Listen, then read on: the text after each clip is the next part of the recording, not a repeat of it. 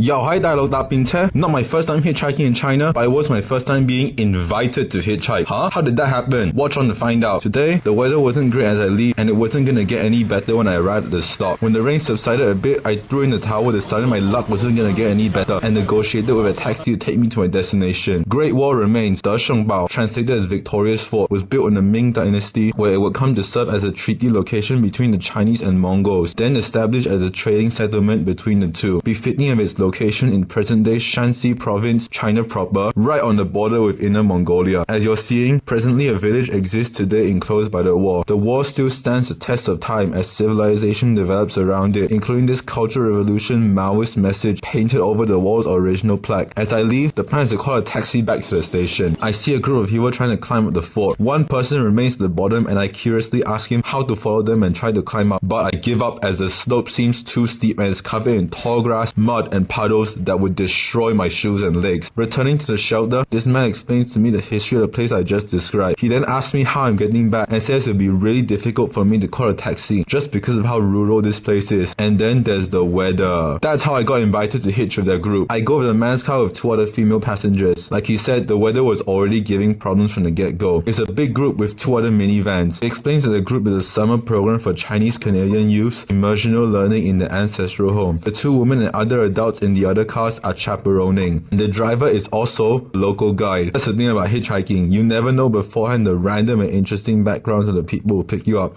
对了，虽然我们都会说英语，不过我们整个时候聊天都在用普通话的。We make a stop for lunch where they invite me to join. 中怡酒店喺北方山西揾到嘅。